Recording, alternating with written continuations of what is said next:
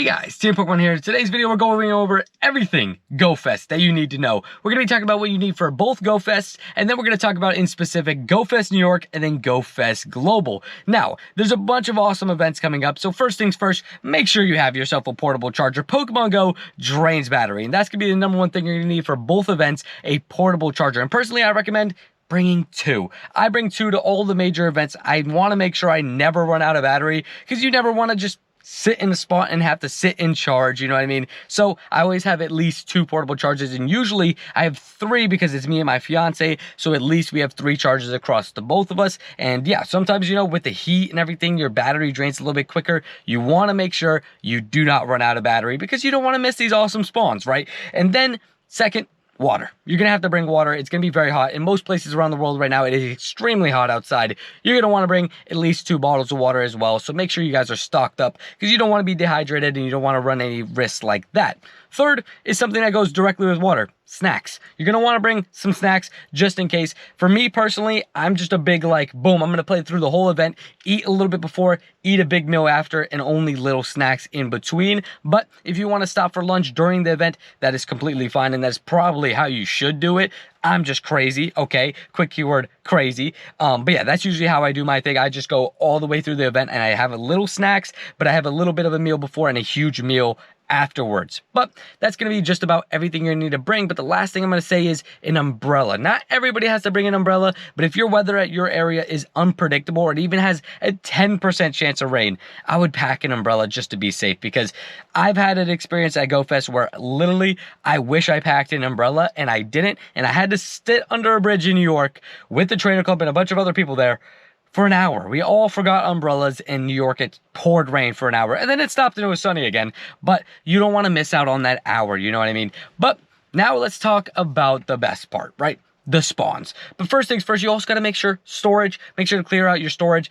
Never forget to clear out your storage. Do it a couple days before. But let's talk about the spawns. We're going to start with New York. I'm going to have timestamps in the description below. Go ahead and skip forward if you guys are not going to be going to New York to go ahead and see what Global's looking like. But we got ourselves Deancey, which is pretty awesome. But we all know that Mega Deancey and Deancey, thanks to Osaka and all that, are going to be debuting. But more importantly, we got some different spawns, including Kangaskhan, which does have a Mega, but it's not like the strongest Mega. So if you don't have this shiny, of course, hunt for it, but it's not the most exciting mon. But we got Aerodactyl with a satchel. I'm going to be hunting this thing non-stop. I love Aerodactyl, and for it to have a satchel makes it even better. This is going to be a fun little costume Pokemon to hunt at the prehistoric volcano in New York. This will not be spawning globally, but potentially next year would be my guess, because that's what they did with Cowboy Hat Snorlax. But we got ourselves Dratini, Slugma, Cranidos, Shieldon, Darumaka, Archon, Axew, Heatmore, and Tyrant to wrap up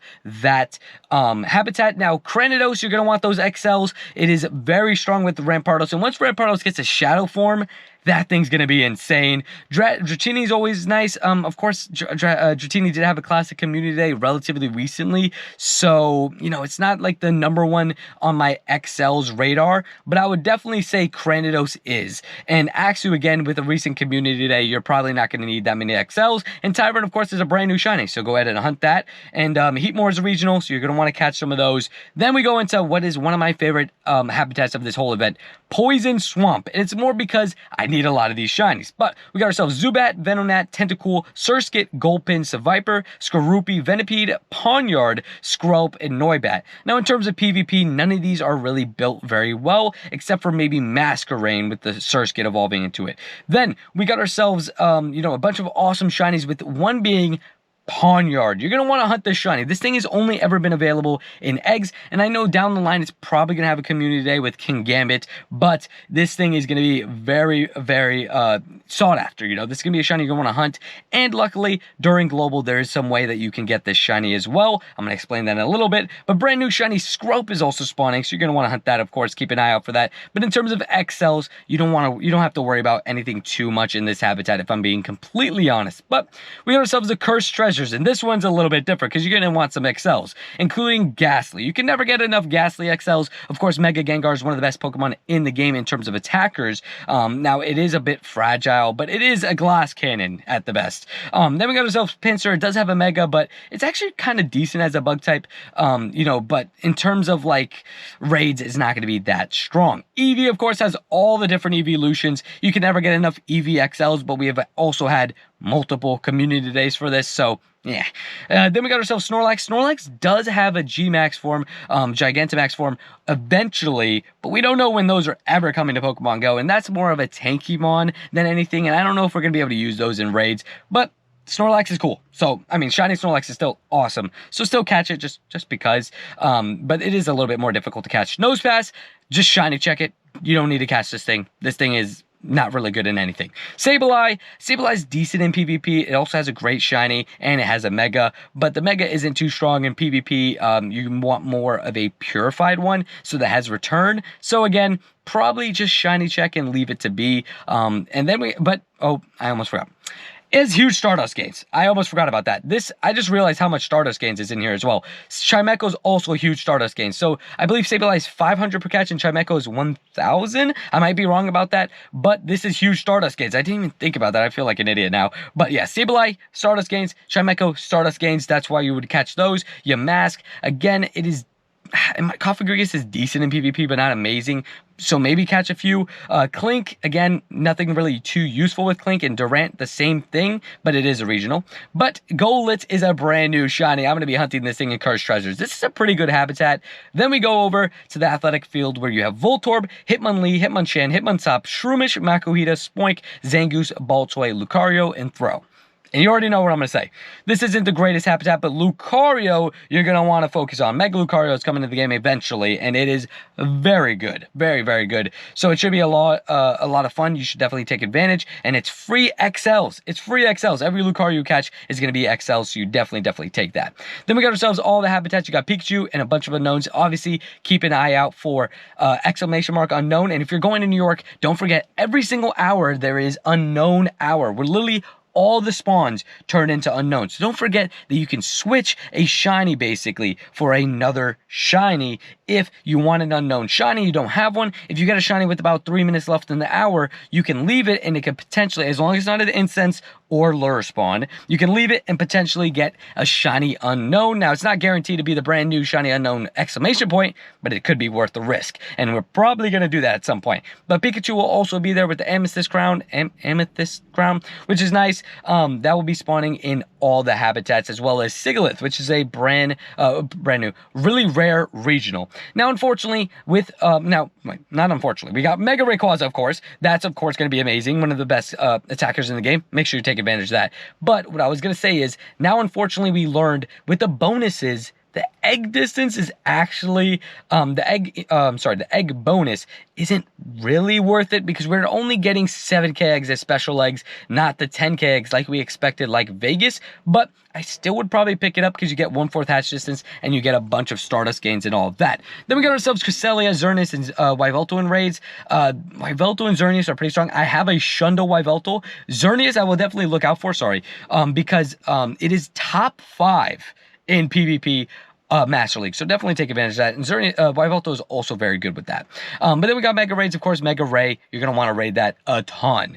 Now, let's get into Global. Yes, guys, we're finally making it over to Global. And this event looks, honestly, incredible. And I'm so blessed that I get to go to back-to-back GoFest weekends, basically. And I just have you guys. Thanks again for all the support. Quick keyword support. But let's break down everything you need to know for Global. All the same things, of course, you're going to want to bring the same things, Pokemon storage, everything. You want to be ready for that. But we got 4 new habitats, including the Quartz Terrarium, which has a Quartz-crowned Pikachu, a Clefairy, Lickitung, Heracross, Miltank, Wurmple, Whismur, Skitty, Luvdisc, Shellos, brand new Shiny, Baneri, Audino, Fungus, and Morlul. Now, this is the habitat of Stardust. Yes, Stardust galore here. You have Audino that gives basically 2,000 Stardust a catch. You have Fungus with 500 Stardust per catch, and the same for Morlo. Now, Morlo is the only thing in this whole thing that can't be shiny, but this is going to be an hour that you're probably going to want to put down your star pieces and take advantage of those auto nodes, because those are going to be absolutely insane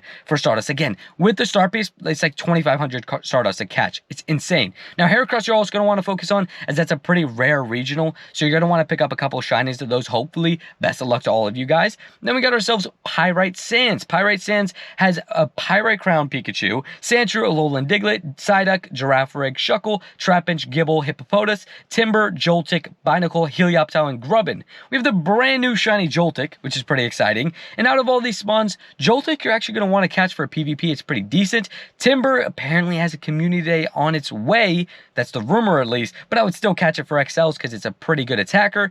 Gibble, if you miss that community day, catch as many Gibble as you can. Garchomp is a very good Pokemon. And besides that, Sandshrew into Alolan Sandslash and Sandslash, just Alolan Sandslash is decent in PvP, so I would maybe pick up a few of those as well.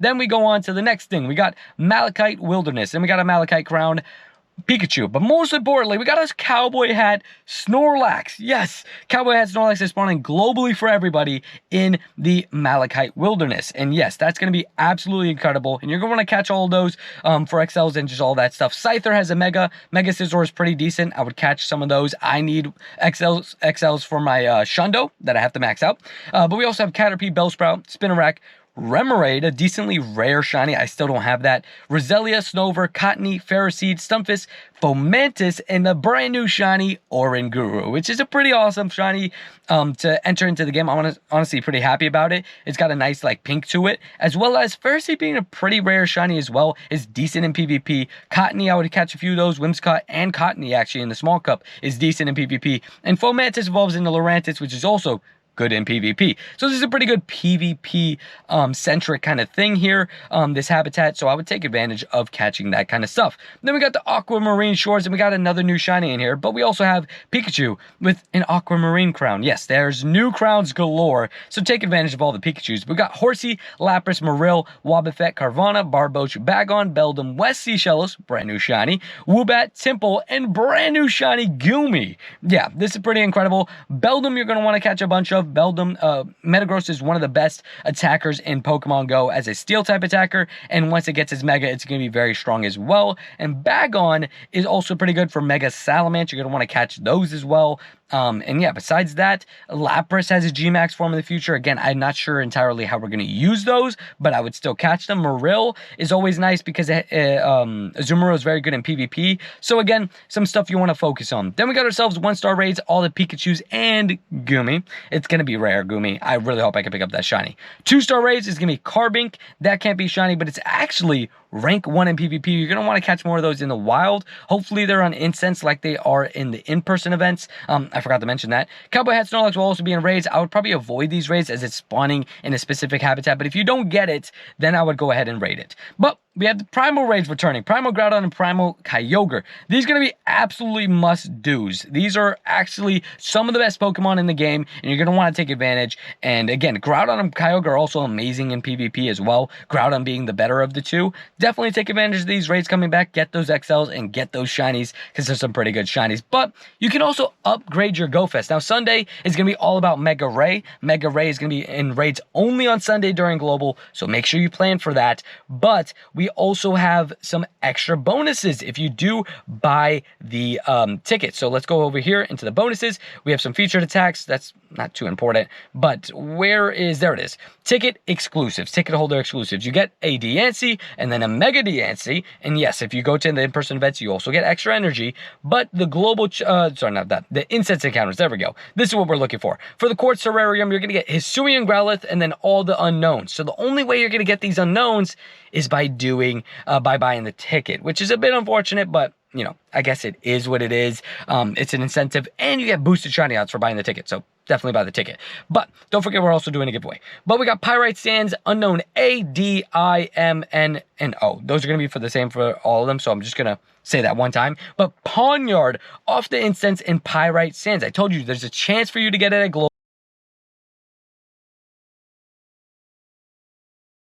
We got the Malachite Wilderness, and Carnivine is going to be off the incense. It's a decently rare regional. It is from Florida, so, you know, I've caught a bunch of them this summer. But then we got ourselves the Aquamarine Shores, and Pachirisu, a regional I do not have, is going to be available here. So I'll definitely take advantage of that and maybe catch for some of your friends. But exclusive bonuses will be increased chance of encountering shiny Pokemon. That's if you buy a ticket. 6 extra special trades. Then we got ourselves an Elite Collector medal by completing habitat-themed collection challenges. Yeah, you're going to get more collection medals. Special 7K eggs. See, they say that there. And up to 9 free raid passes from stops. There we go, in Jibs, sorry.